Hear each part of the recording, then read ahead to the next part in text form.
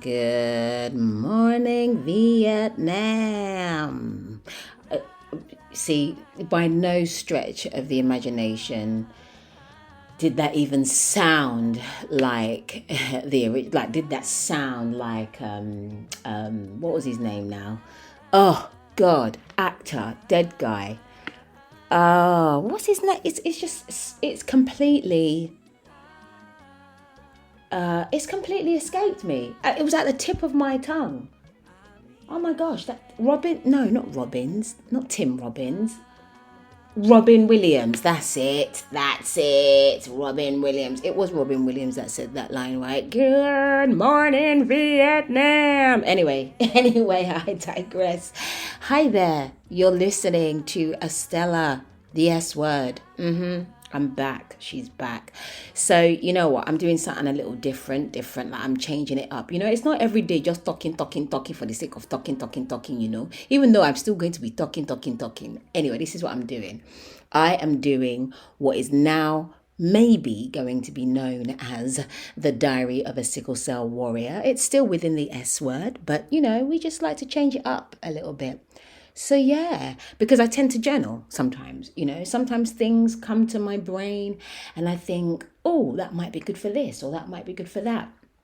And I think to myself, yeah, and I might not be at home or I might not be, yeah, whatever. So I just thought, let me just write this in my phone, or write this in my journal or wherever I am, depending on what tool I have on me. In this case, it was my phone.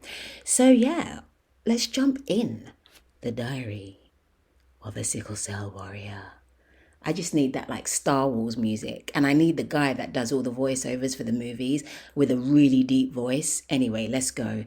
I had 2 recall auditions this week, as well as copious. Oh, you know what? Let's scratch that. Now, the thing is, should I be doing the date? Should I do the date like Adrian Mole or like Bridget Jones's Diary, May 15th, May 18th? Anyway, let's go. I had 2 recall auditions this week, as well as copious amounts of self-tapes and preparing for my Chloe shoot in Bristol. Yes, I was filming something at the time. I had to have so many COVID tests this week and complete so many health check forms. Something struck me. Where sickle cell is concerned, I have a slight fear about filling in those forms. Yeah, I have to come out, straight out, and label it as fear because there was a strange feeling and reluctance and resistance. I would get to certain questions about underlying medical conditions, and I would always get an urge to answer no to having a medical condition. So this is why I call it fear. Why else would I want to answer no? I got my answer in the shower. Yes, the shower. A place where I tend to have my light bulb eureka moments, my revelations, where God speaks to me. My reluctance comes from 1, shame. Yes, shame. Let me let that sink in. Shame. The reason for shame is because, if I'm honest, well, I haven't fully dissected it yet, but I think it has something to do with feeling tainted or less than, that I'm weak or not up to the job, whatever the job might be, the J-O-B, the job of life in general. The next reason, number 2, is fear of losing the literal job, that someone might say, oh no, we can't use her because she's inflicted. Fear of another reason not to be chosen, fear of causing a fuss, fear that I might be considered unreliable, fear that I might not be catered for because being or having sickle cell is not understood, it's not seen, it's not considered important. Going back to not being seen, and it's a slight tangent, but anyway, let's go. So I was on my way to the recall for beep, I won't say what it was. I was seated on the bus where the buggies, strollers are situated. A priority seat, a priority place, I guess. I've become accustomed to sitting by default because of motherhood. The bus stops and a lady in a wheelchair comes on. Immediately, I get up and move to the other side of the bus. I did this because, one, she's in a wheelchair, so I wanted to give her as much room as she needed. And two, we are living in a COVID world. Had I stayed in the seat, we would have been quite close to each other. So I wanted to keep the appropriate distance. Pre-COVID, I would have remained in my seat. Anyway, so I'm now on the other side of the bus and I'm sitting in another priority section. You know, the elderly disability section, pregnant women or parents with small children, where they sit. And I'm minding my own business. Several more stops into my journey and the lady in the wheelchair gets off the bus. The space where I was originally sitting is still vacant, and so also is the wheelchair space, meaning more legroom in my principal original seat. My journey continues. The next stop and another lady gets on, slightly elderly with a crutch and a leg in a cast. She hobbles on. I'm composing an email on my phone, but I notice her. I assume she will take my original vacant seat. It's also a priority seat. She does not. Instead, she attempts to sit behind me. And as she does, I hear her say to me, "Well, I don't expect you to get up." Immediately, my ears and body spring up. I apologize to her and say that I thought she would sit on the other side. She mumbles something further and then thanks me for giving up my seat. Bloody hell, I feel like Rosa Parks' cousin twice removed. Yo-yo seat hopping. Anyway, I find another seat higher up.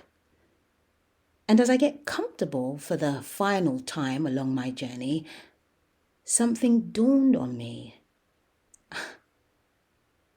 I have a disability too. The only difference is you can't see mine. Anyway, lessons learned from my recall audition. Estella, you did really well. Oh, you smacked it. Yes, you were nervous, of course. That genre is a subtle art form, less pronounced, the better. Nervous because you care and because God is taking you to new heights, a place where you have not been yet. So it takes some getting used to. You'll get there in the end. You have to earn your stripes. A close friend said that to me once. When you do, no one will call you in for a second recall. In fact, you won't even be asked to audition at all. They will select you on the first name basis. You got this, girl. You are strong. You are winning. And no matter what happens, you are talented. I love you, girl. Pat on the back. So, going back to the fear. I realize that I can't ignore the questions. The questions on the form. It would be a lie and also very irresponsible of me. It would be a breach of my contract, which I can be sued for and most definitely lose the job that I'm so desperately trying to keep because of fear and, yeah, you get my drift. But more importantly, God forbid, if anything were to happen or go wrong, I would be putting my life in danger because no one would know that I needed to be catered for. The ramifications of that far outweigh anything else. So I've decided to talk to God. God, you ask? Yes, God. And you know what God said? God said, Estella, I have not given you a spirit of fear, but of love, power, and of a sound mind. Yeah. So I'm going to fill out those forms and I'm going to do what I've got to do in future.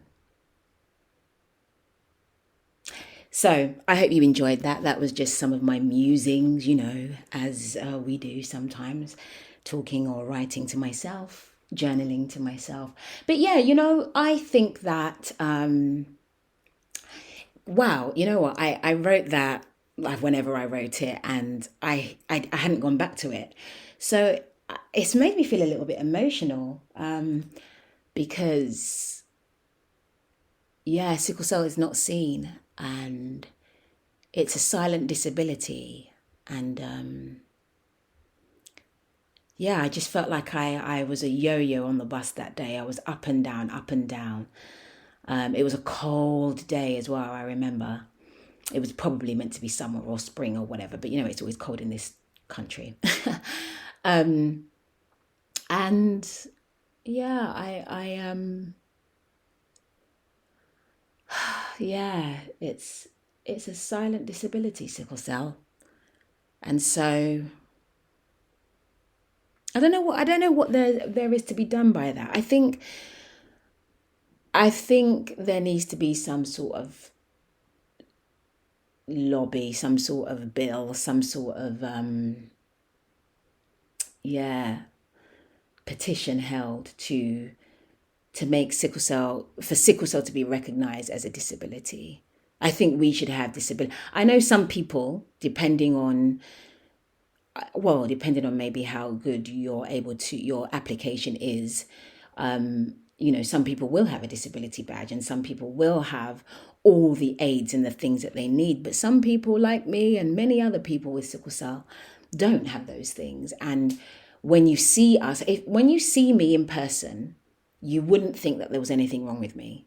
I look like I can run a marathon. I look very fit.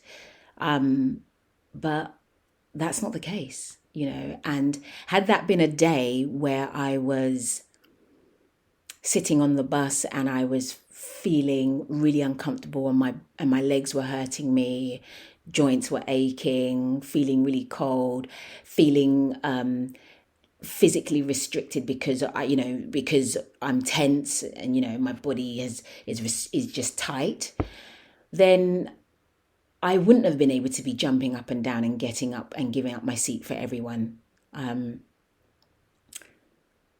then what would have happened then? What would the lady in the wheelchair have said to me? I mean, she probably wouldn't have said anything to me, because there was still a bit of space for her. I got up for her simply because I wanted to create a bit more distance, because of COVID. But what would the other lady have continued to say? Would she have continued to silently curse me out in her mind? Probably, not knowing that actually I'm going through something as well, lady, and I was raised well, so I wouldn't just ignore, a person in need in that way. But anyway, enough rambling. I hope you enjoyed The Diary of a Sickle Cell Warrior. First edition, first established now. You have been listening to Estella, and this has been the S Word. I will see you soon.